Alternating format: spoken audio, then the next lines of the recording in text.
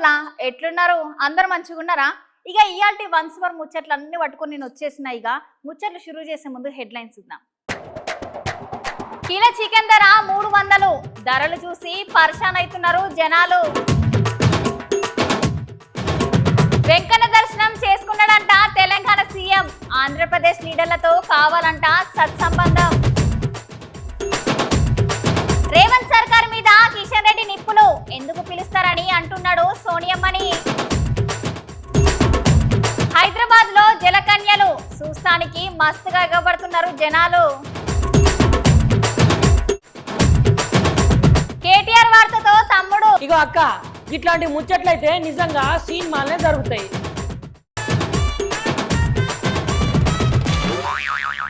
తెలంగాణ ముఖ్యమంత్రి రేవంత్ సారుల కుటుంబ సభ్యులతోని తిరుపతి వెంకన్న స్వామిని దర్శించుకున్నాడులా.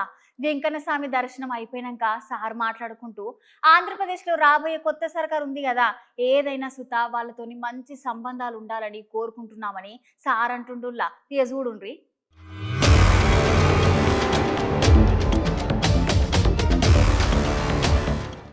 ఇవాళ పొద్దుగాల తెలంగాణ ముఖ్యమంత్రి రేవంత్ సార్ వాళ్ళ కుటుంబ సభ్యులతో కలిసి తిరుపతి వెంకన్న స్వామిని దర్శించుకున్నాడు. సారెమ్మటి సారుల ఇంటైమో వాళ్ళ బిడ్డ అల్లుడు మనవడు ఉన్నారు. వెంకన్న స్వామి దర్శనం అయినాక సార్ మాట్లాడుతున్నాడు.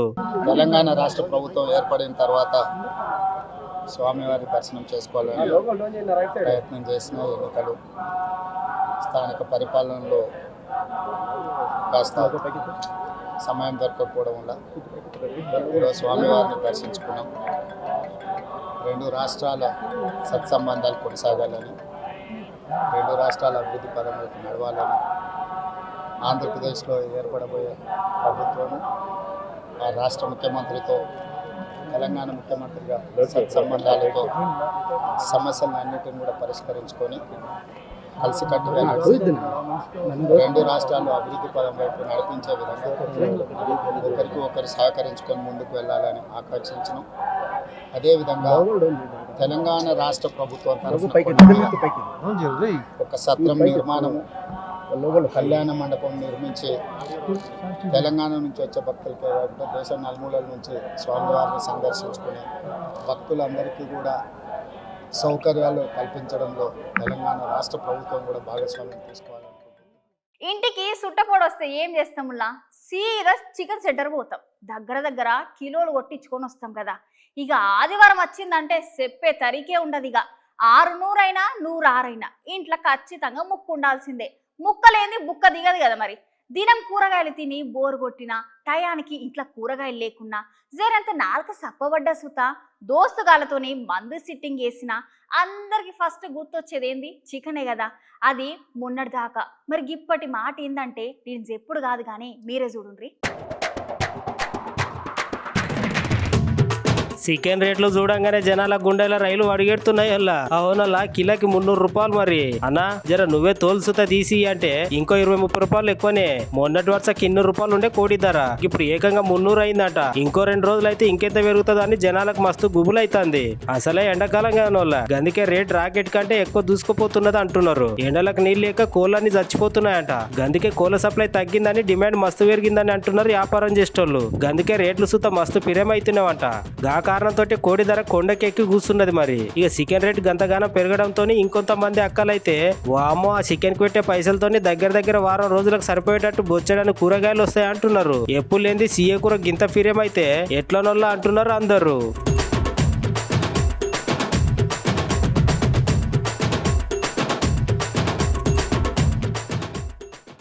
కార్ గుర్తు party leader Harish Rao sir చేయి గుర్తు పార్టీ లీడర్ల మీద ఇరుసుకుపడ్డాడుల్లా.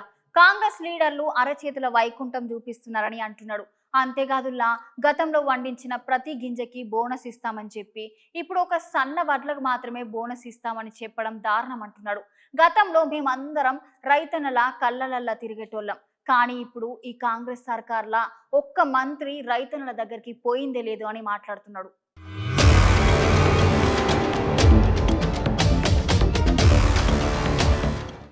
ఇక చెయ్యి గుర్తు సర్కారు హామీలన్నీ పక్కా fraud హామీలని Harish Rao sir అనబట్టింది. Election scheme ముంగట కేవలం అధికారం కోసం రైతన్నలు పండించిన ప్రతి గింజకు బోనస్ ఇస్తామని చెప్పిన సర్కారు ఇప్పుడు ఒక సన్నవడ్లకు మాత్రమే బోనస్ ఇస్తామని చెప్పడం ఎంతవరకు కరెక్ట్ అని హరీష్ రావు సారు నిలదీయబట్టిండు. ఒకవైపు ప్రభుత్వం ఏమో వడ్లు మేము కొంటున్నాం, ఇబ్బందే లేదు, తడిసిన వడ్లు కొంటున్నాం, కలెక్టర్లదే బాధ్యత అని క్యాబినెట్లో నిర్ణయాలు ప్రకటిస్తూ ఉన్నారు. హైదరాబాద్లో మాటలు చెప్తున్నారు కానీ క్షేత్రస్థాయిలో పంట కొనే పరిస్థితి లేదు. ఇప్పటికే తడిచి ధాన్యం మొలకెత్తుతున్న పరిస్థితి కూడా ఉంది. మరి తడిసిన ధాన్యం కొంటామని ప్రభుత్వం చెప్తుంది. ఇక్కడ ఎవరు అధికారులు కానీ ఎవరు సెంటర్లో తిరిగిన పరిస్థితి కానీ అధికారులు పట్టించుకున్న పరిస్థితి లేదు. మరి రైతులకేమో చాలా ఇబ్బంది ఉన్నది. మరి సెంటర్లకు కొన్న వడ్లు రైస్ మిల్లుకు పోయిన తర్వాత తేమ శాతం ఉందని మొలకెత్తిందని రైస్ మిల్లర్లు ఆపడం, తరుగు తీసేయడం, మరి సంచికి 3 కిలోలు కట్ చేసే పరిస్థితి కూడా కనబడతా ఉంది. ఇప్పటికైనా ప్రభుత్వం మేల్కొని వెంటనే తరుగు లేకుండా వడ్లు కొనాలని చెప్పి డిమాండ్ చేస్తూ ఉన్నాం. తరుగు కూడా తీసేయకుండా చూడాలని కోరుతూ ఉన్నాం. తడిసిన వడ్లు మొలకెత్తిన వడ్లు కూడా మీరు కొంటమని మాటల్లో చెప్పడం కాదు, కింద మరి వచ్చి కొనిపియాలి. తక్షణమే తడిసిన వడ్లు కూడా కొని రైతులకు ఇబ్బంది కాకుండా చూడాలని చెప్పి కూడా కోరుతా ఉన్నాం. జలకన్యలు అంటే మీకు ఎరకేనా అవునా? అవి ఎక్కడుంటావో మీరు ఎప్పుడైనా చూసిండ్రా? ఇంకా సాహస వీరుడు సాగర కన్య సినిమాలో చూసుంటారు కదా. ఆయన ఇట్లాంటి ముచ్చట్లు సినిమాలల్లో చూసుడే గాని నిజంగా ఎక్కడైనా ఉంటాయా అని మీరు అనుకుంటున్నారు కదా. కానీ గా జలకన్యలు మన భాగ్యనగరంలోనే ఉన్నాయి. వాటిని చూసేందుకు జనాలందరూ టికెట్ పెట్టుకొని మరీ చూసిండ్రు. గా ముచ్చట ఏందో నేను ఎప్పుడు కాదు కానీ మీరే చూడండి.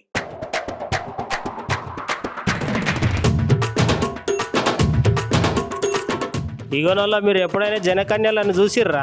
అసలు జనకన్యల పేరన్నా అవి ఎక్కడ ఉంటాయో తెలుసునా? జలకన్యలు అంటే పెద్ద పెద్ద సముద్రాలలో ఎక్కడో ఒక కాడ ఎవరికి తెలియకుండా రహస్యంగా నివసించుకుంటా మానవ మనుగడకు దూరంగా ఉంటాయి. ఇక ఇవి కనిపించడమే చాలా కష్టం. ఎప్పుడో పురాణాలలో జలకన్యలు ఉండేటివి అని విన్నాం కదా. కానీ ఇప్పుడు ఈ జలకన్యలను మన హైదరాబాద్ లోనే చూడవచ్చునుల్లా. అది ఎట్లా అని అనుకుంటారు కదా. మన భాగ్యనగరంలో కుకట్పల్లి ఏరియా ఉన్నది కదా. ఆ కుకట్పల్లి ఏరియాలో మోరైన్ పార్క్ లో ఒక ఎగ్జిబిషన్ పెట్టిర్రు. ఆ ఎగ్జిబిషన్ లో స్పెషల్ అట్రాక్షన్ గా కనిపించాలని అక్కడ వచ్చిన పర్యాటకులు అందరిని ఆశ్చర్యపరిచేందుకు జలకన్యల ప్రదర్శన నిర్వహించిండ్రు. జలకన్యలు అంటే నిజంగానే జలకన్యలు అనుకునే రోళ్ళు మనుషులే గాని అచ్చు బుద్ధినట్టు జలకన్యలాగానే ఉన్నారు. మన దేశంలోనే ఎక్కడ లేని విధంగా మొట్టమొదటిసారి మన హైదరాబాద్ లో ఈ షోని ఏర్పాటు చేసిండ్రు. 6 జలకన్యలు అక్కడ ఉన్నటువంటి టన్నల్ ప్రేక్షకులు అందరినీ సంబురపరిచే విధంగా విన్యాసాలు చేసుకుంటా వాటి కళలను ప్రదర్శించుకుంటూ అందరినీ అబ్బురపరిచిర్రు. ఈ జలకన్యల ప్రదర్శన చూసి అక్కడికి వచ్చిన ప్రేక్షకులు అందరు సూపర్ గా ఉన్నాయి అంటే మస్తు మెచ్చుకున్నారు పో.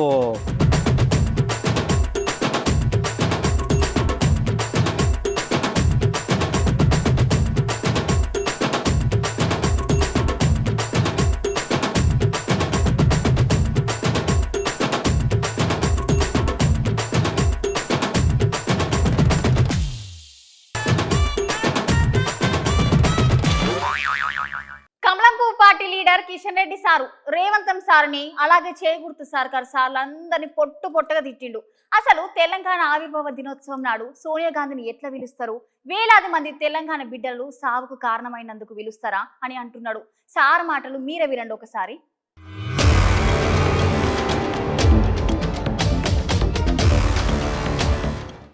తెలంగాణ రైతులకు అండగా నిలబడుతున్నప్పుడు మరి ఈరోజు దేవుడు వరమిచ్చిన పూజారి అడ్డుకున్నట్టుగా ఈరోజు కేంద్ర ప్రభుత్వము అన్ని రకాలుగా చివరి గింజ వరకు కూడా న్యాయ పైస వరకు కూడా చెల్లించి కేంద్ర ప్రభుత్వము ధాన్యం కొనుగోలు కావచ్చు, బియ్యం కొనుగోలు కావచ్చు ముందుకొచ్చినప్పుడు రాష్ట్ర ప్రభుత్వము ఈ రకంగా అడ్డంకులు సృష్టించి రైతులకు అన్యాయం చేసే దిశలో, రైతులను మోసం చేసే దిశలో, రైతులకు వెన్నుపోటు పొడిచే దిశలో ప్రయత్నం చేయడము చాలా దుర్మార్గమని ఈ సందర్భంగా మనవి చేస్తా ఉన్నాను. 1500 మంది చంపినమ్మ శూన్యమనా? 1500 మంది ఆమె రేవంత్ రెడ్డి చెప్పిండు, నేను కాదు. తెలంగాణ ఉద్యమంలో రేవంత్ రెడ్డి సోనియా గాంధీని ఇష్టం ఉన్నట్టు తిట్టిండు. అప్పుడేమో దయ్యము, ఇప్పుడు దేవత. నేనేం చేస్తా? వాళ్ళకు దయ్యమైనా దేవతైనా మాట మార్చుకుంటారు. నాకు అప్పుడైనా దయ్యం, ఇప్పుడైనా దయ్యమే. ఒక్కరు కాదు, తెలంగాణలో 3.5 కోట్ల మంది ప్రజలు సోనియా గాంధీని తిట్టారు. ప్రతి ఉద్యమకారుడు తిట్టాడు, ప్రతి ఉద్యమకారుడైతే బలిదానం అయ్యాడో ప్రతి కుటుంబం తిట్టింది. కోట్ల మంది తిట్టారు సోనియా గాంధీని దయ్యమని. ఇప్పుడు దేవత నేనేం చేస్తాను. 5వ దశ పోలింగ్ ఎన్నికలు అయిపోయిన సందర్భంగా ఈ పార్లమెంట్ ఎన్నికలకు అన్ని విధాలుగా సహకరించిన ఉద్యోగులకు అలాగే ఆర్మీ అన్నలకు కొంచెం ఊరట దొరికిందని చెప్పాలి ఉల్లా. ఎందుకంటే వాళ్ళు పడ్డ కష్టం అంతా ఇంత కాదుల్లా. గందుకనే ఇప్పుడు వాళ్ళందరూ ఎవల ఇళ్లకు ఎవల రాష్ట్రానికి వాళ్ళు పోతుండ్రుల్లా. గా ముచ్చట్లేందో సార్ మీరే చూడండి.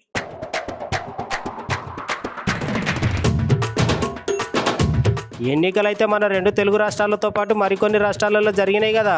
ఇక లోక్సభ ఎన్నికల 5వ దశ పోలింగ్ సుతా ముగిసిందుల్లా. ఈ 5వ దశ పోలింగ్ ముగుసుడుతోటి ఎన్నికల కోసం అయితే చాలా మంది గవర్నమెంట్ ఆఫీసర్లు, పోలీసులు, ప్రైవేట్ ఆఫీసర్లు, ఆర్మీ వాళ్ళు అందరూ ఈ లోక్సభ ఎన్నికల కోసం బందోబస్తుగా పనులైతే చేసిరు గానుల్లా. ఎలక్షన్లు అయిపోవడం తోటి ఎవరిళ్లకు వాళ్ళు వెళ్ళాలి కదా. ఆ క్రమంలోనే ముంబై రైల్వే స్టేషన్ ఉన్నది కదా. ఆ రైల్వే స్టేషన్ దగ్గర ఎన్నికలు ముగించుకొని ఆర్మీ జవాన్లు వాళ్ళ సొంత రాష్ట్రాలకు, సొంత ఇళ్లకు పోవడానికి బయలుదేరి ముంబై రైల్వే స్టేషన్ పోతే ఎటు చూసిన జవాన్లతోటే నిండిపోయింది ముంబై రైల్వే స్టేషన్. ఎన్నికలైతే సక్రమంగా జరిగేది. అందుకే వీళ్ళందరూ కృషి ఫలితం ఉన్నది కాబట్టి ఆ జవాన్లు ముంబైలోని లోకమైన తిలక్ టెర్మినల్ రైల్వే స్టేషన్ లో సేదతీరుతున్న వీడియోకి ఇప్పుడు బాగా వైరల్ అయింది. ఈ ఆర్మీ అన్నలు బార్డర్ లో నిలబడి దేశం కోసం కష్టపడే కాకుండా ఇట్లా ఎలక్షన్లకు ఖచ్చితంగా పనిచేసి ఎలక్షన్లు మంచిగా జరగాలని మంచి ఆలోచన, మంచి విధానంతో చాలా కష్టపడి పనిచేసినందుకు ఆర్మీ అన్నలకు ఒకసారి దండాలు.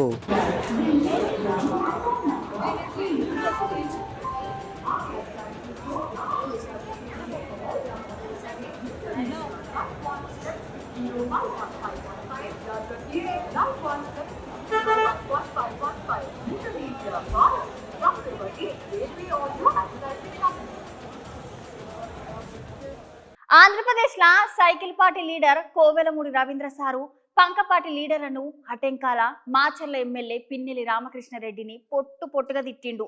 పిన్నెల్లి 13వ తారీఖు నాడు ఈవీఎంలను పగలగొట్టిన సుత ఇప్పటి వరకు బయటికి రాలేదు. జగనాల సారు పార్టీ లీడర్లని ఓడిపోతామనే భయంతోనే ఇవన్నీ చేస్తున్నారని మాట్లాడుతున్నాడు.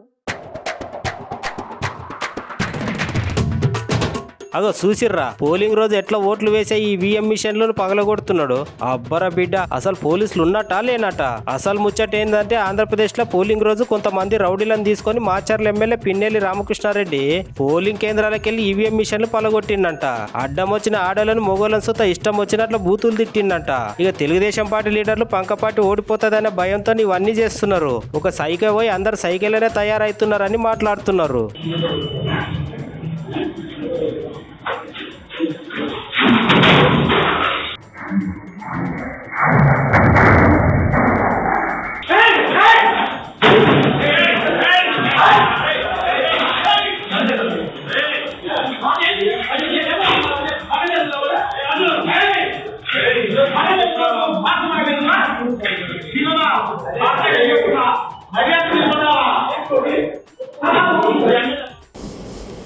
తెలుగుదేశం పార్టీ ఒక సామాజిక వర్గంలో ఉన్న చోట మేము మా బూత్ ఏజెంట్లు లేకుండా మీరు పోల్ చేస్తున్నారని చెప్పి ఆయన 2-3 సార్లు మాట్లాడటం జరిగింది.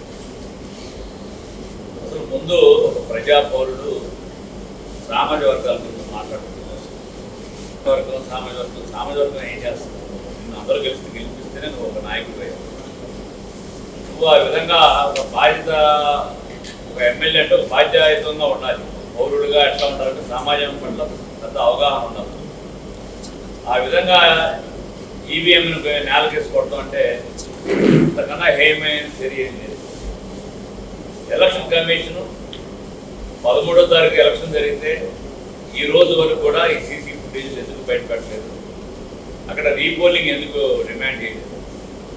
ఈ విధంగా 4-5 చోట్ల కూడా జరిగింది. సుమారుగా 7 చోట్ల జరిగిందని చెప్తున్నారు. పాపం రైళ్లల్లా బయటి ప్రయాణాలకు పోయేటోళ్ళకి చాలా కష్టాలు అవుతున్నాయి. ఊటుల్లా వాళ్ళకు కూసుందామంటే జాగ దొరుకుతలేదట. నిలబడే సందు కూడా లేకుండా పోయిందట. మస్తు అంటే మస్తు ఇబ్బందులు పడుతున్నారట. రైల్వే అధికారులు మా ఇబ్బందులను పట్టించుకొని ప్రత్యేకమైన రైళ్లను అలాగే బోగిలను ఏర్పాటు చేయాలని అనబట్టిండ్రు అందరూ. గమ్ముచ్చటేందో మీరే చూడుండ్రి.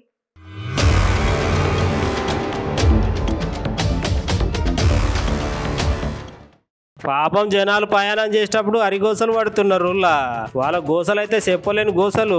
ఈ చేతులనేమో సంచి, తలకాయ మీదనేమో సామాను, ఇంకో చేతులనేమో బట్టలు, ఇట్లా ఇవన్నీ పట్టుకొని నడుచుకుంటా ట్రైన్ ఎక్కుదామని పోతే ఆ ట్రైన్ లో జాగానే ఉండదు. ఇక జాగా విషయం పక్కకు పెడితే నిలవానికి స్థలం సరిపోదు. కనీసం కాలు తీసి కాలు పెడదామన్నా కూడా సందే ఉండదు ఈ రైళ్లల్లా. నేను ఈ ముచ్చట ఎందుకు చెప్తున్నానంటే మీరే చూడుర్రి. భారతదేశంలో బుల్లెట్ ట్రైన్లు వస్తాయి అనుకుంటున్న తరుణంలో వందే భారత్ రైలు, మంచి మంచి ఎక్స్ప్రెస్ రైలు శరవేగంగా దూసుకుపోతున్న క్రమంలో ఈ జనరల్ బోగి రైళ్లను దేకిన నాదుడే లేడు. కనీసం వాటి ముఖాన కూడా చూస్తలేరు ఈ రైల్వే అధికారులు. పెద్ద పెద్ద రైళ్లను అభివృద్ధి చేసుడు కాదు, ఇట్లాంటి చిన్న చిన్న జనరల్ రైళ్లను కూడా అభివృద్ధి చేయాలి. అట్లనే కొన్ని రైళ్లను వాటి బోగిలను కూడా పెంచాలి. ఎందుకంటే సామాన్యులైన జనాలు ఈ జనరల్ బోగీలు ఉన్న రైళ్లనే కదా ప్రయాణం చేసేది. అందుకనే ప్రయాణికులు ఇబ్బంది కలగకుండా రైల్వే శాఖ అధికారులు గమనించి ఆ ప్రయాణికులను దృష్టిలో పెట్టుకుని మరికొన్ని జనరల్ బోగీలను ఏర్పాటు చేయాలని కోరారు. మాకు వందే భారత్ బుల్లెట్ ట్రైన్లు వద్దు, సాధారణ రైళ్లను పట్టించుకుంటే చాలు అని వాళ్ళ బాధను వెలిబుచ్చుకున్నారు ప్రయాణికులు.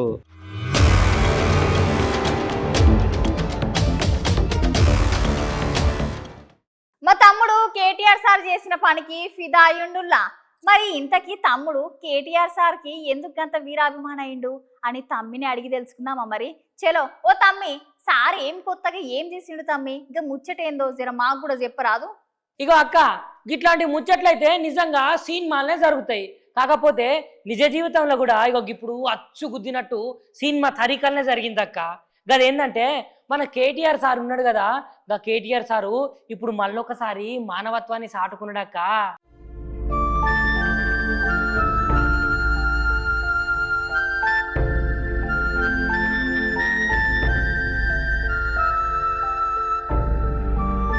అయితే కేటీఆర్ సారు ఎమ్మెల్సీ ఎలక్షన్ ప్రచారంలో భాగంగా వరంగల్ నుంచి నర్సంపేటకు పోతా అంటే ఆయన లేబర్ కాలనీ మీదకి వెళ్ళిపోతాడు. ఆ లేబర్ కాలనీ దగ్గర ఒక అంజయ్య అనే ముసలైనే పాపం అకస్మాత్తుగా అనుకోకుండా కళ్ళు తిరిగి కింద పడ్డాడక్క. కళ్ళు తిరిగి కింద పడంగానే పాపం కేటీఆర్ సార్ ఏం చేసిందంటే ఆయన పోయే కాన్వాయిలు ఎస్కార్ట్లు ఉంటాయి కదా, వాటిని ఆపి ఆ అంజయ్యను అట్లా కూర్చుండబెట్టుకొని అక్కడున్న దగ్గరలో ఒక హాస్పిటల్ ఉంటుంది కదా, గవర్నమెంట్ హాస్పిటల్, ఎంజిఎం హాస్పిటల్ షరీక చేసిండు.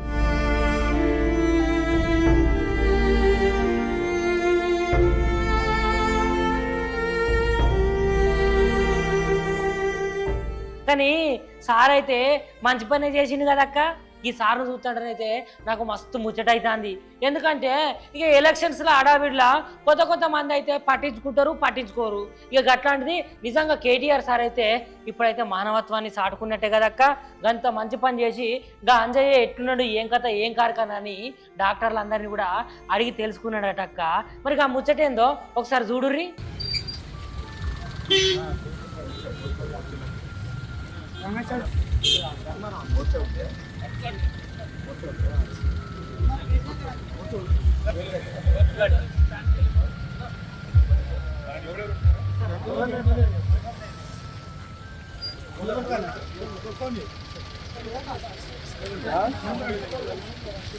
ధర్మారం కాడన్నా, ధర్మారం చేస్తారా?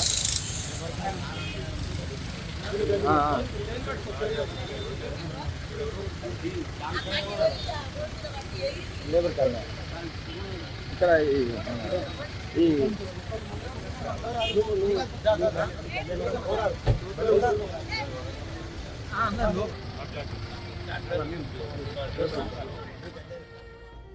ఇక గివ్వులు ఇయ్యాల్టి ముచ్చట్లు. మళ్ళా కొత్త ముచ్చట్లతో మళ్ళా కలుద్దాం. అంతవరకు ఉంటాం మళ్ళా.